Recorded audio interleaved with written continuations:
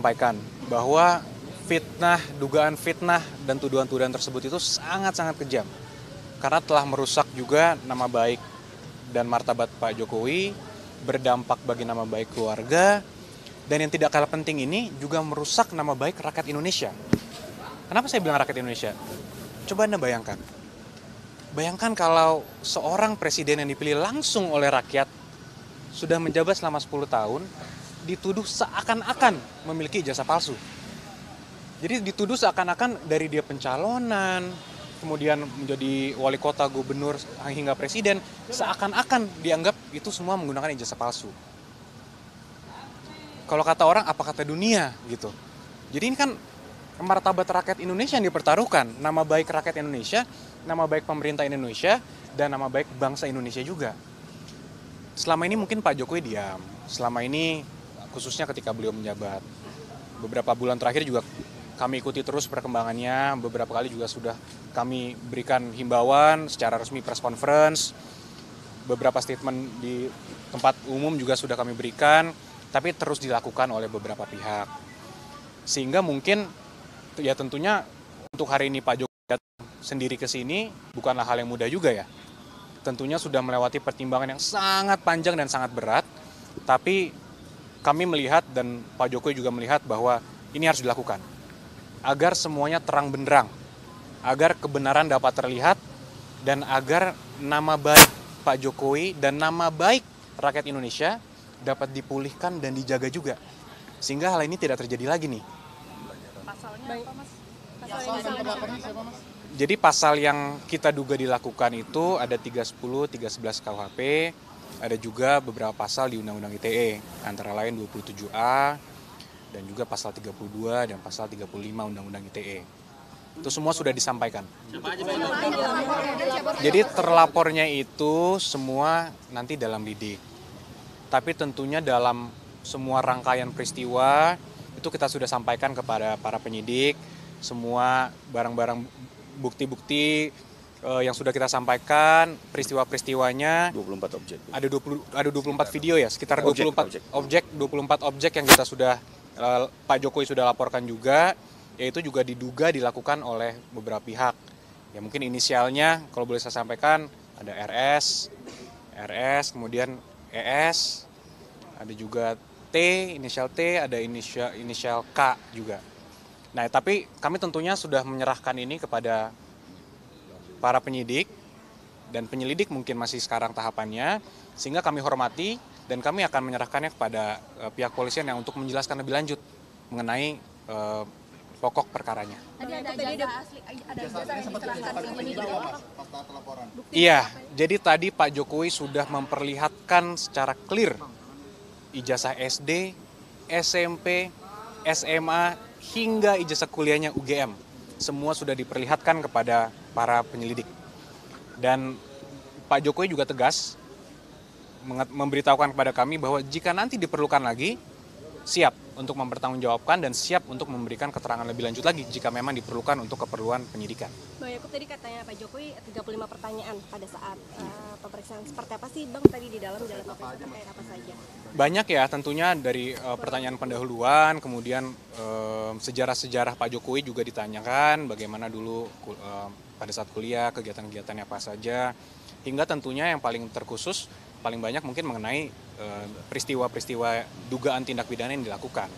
Nah itu mungkin nanti kembali lagi karena itu sudah masuk ke pokok perkara, kami menghormati proses penyidikan sehingga kami menyerahkan kepada pihak penyidik nanti yang menjelaskan pada saat waktunya yang tepat lah. Mas itu menurut mereka kan katanya pembuktian menurut terlapor pembuktian ijazah palsunya Pak Jokowi itu berdasarkan prosedur metode ilmiah, tanggapan dari kuasa hukum gimana? Itu lagi semua kan agar penyidik nanti yang menilai. Pak Jokowi sebagai pelapor tentunya hanya mengadukan suatu peristiwa yang dianggap Pak Jokowi telah mencemarkan nama baik beliau. Nanti agar aparat penegak hukum yang menilai. Kalaupun ini nanti sampai ke persidangan, biar majelis hakim yang menilai. Agar semuanya clear. Karena kalau hal ini tidak akan selesai tentunya kalau kita hanya bilang versi saya begini, versi mereka begini, yang mereka analisa juga begini. Nah itu kan juga jadi debat kusir. Kalau kita sudah serahkan ini kepada hukum, kepada jalur yang sudah benar, kami harap juga, dan Pak Jokowi juga harap ini semua menjadi terang benderang, semuanya clear. Kalau dari sidang perdata itu kan ada permintaan juga supaya Pak Jokowi hadir. Nah itu akan segera kembali ke Solo untuk ikut perdata itu atau tetap di Jakarta dulu? Mungkin nanti itu bisa dijelaskan lebih lanjut oleh tim yang menangani di Solo, mungkin Mbak. Ya, pemeriksaan lanjutan. Nah, untuk itu mungkin bisa langsung ditanyakan kepada para penyidik. Karena itu Ya, belum disampaikan. Karena semua ini kita tentunya menghormati dan mengikuti setiap tahapan. Apapun nanti ketika dibutuhkan kapan, harus mungkin Pak Jokowi memberikan keterangan tambahan, ya beliau menyatakan siap. Karena itu merupakan konsekuensi hukum dan konsekuensi logis juga kan dari tindakan ini. Jadi kembali lagi saya sampaikan bahwa Pak Jokowi hadir hari ini bukanlah tindakan yang mudah. Melewati pertimbangan yang cukup matang, namun ini diperlukan untuk memperbaiki nama baik rakyat Indonesia. Coba saya tanya, Mas mau nggak kalau dibilang dilihat oleh rakyat masyarakat dunia bahwa punya presiden 10 tahun ijazah palsu? Kan tentu tidak. Saya aja nggak rela, apalagi Mas gitu kan. Ya inilah yang harus kita rubah paradigmanya, sehingga daripada kita memiliki versi kita, mereka mempunyai versi mereka, biar nanti pengadilan lah dan aparat penegak hukum lah yang menentukan. Ada tambahan mungkin? Tadi kan ada penyampaian soal pasal-pasal ya 310 dan lain sebagainya. Boleh dijelaskan itu tentang apa aja supaya publik yang awam juga paham apa aja isi laporan? Silakan. Oke, mungkin ditambahkan pasal 311 itu adalah tindak pidana fitnah dan atau pencemaran nama baik. Sedangkan di pasal 35, 32 dan 27A itu sama juga pencemaran nama baik tapi yang dilakukan dengan rekayasa teknologi.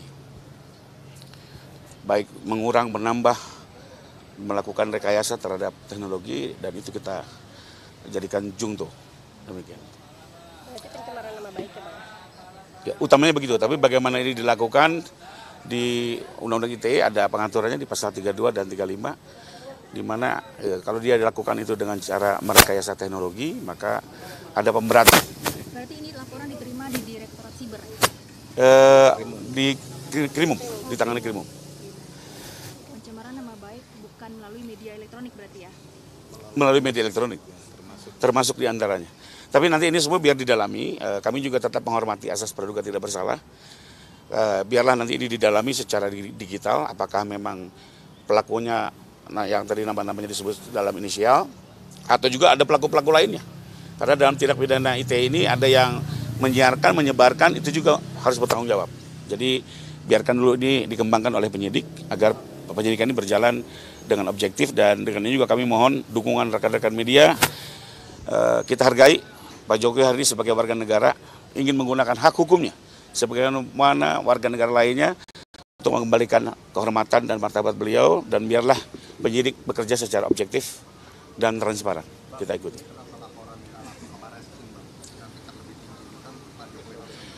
Memang kita dari awal sudah mempelajari mayoritas saksi ya dan mayoritas alamat dari objek-objek ini berada di Jakarta. Jadi tempat di mana mayoritas saksi itulah yang sebaiknya menangani agar pemeriksaan bisa dilakukan secara cepat, sederhana. Berarti ini terlapornya ada 5 orang ya tadi?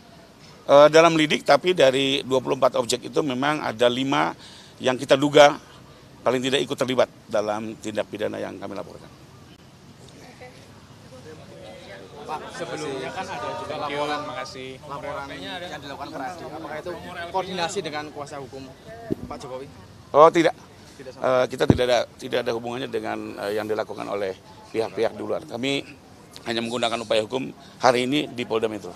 Bapak boleh izin memperlihatkan LP-nya yang diterima? Tadi dibawa oleh Bapak. Tapi mungkin nanti penyidik bisa menjelaskan. Ya? Mungkin ke penyidik aja. Tadi LP-nya ke bawah Bapak. Ke SPKT. Pak, boleh sekali diulang lagi Pak soal yang inisial tadi 5? Ya Pak, boleh dipertegas lagi Pak.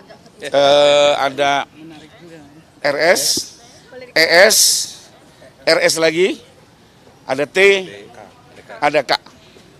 Ada mantan menteri berarti Pak? Ada mantan. Mari kita ikuti proses hukumnya. Ya. Berarti 5 ya Pak ya? Tentunya kan nanti kalau alat buktinya cukup akan dipanggil oleh Polda, akan ditentukan statusnya dari situ mungkin. Jadi biarlah kita bersabar, hormati proses hukum berjalan objektif, berimbang, dan kita sama-sama mengawal ini secara transparan. Cukup ya? Cukup ya. Terima kasih. Terima kasih loh Terima semuanya. kasih semua. Jadi mantan menteri. Ya.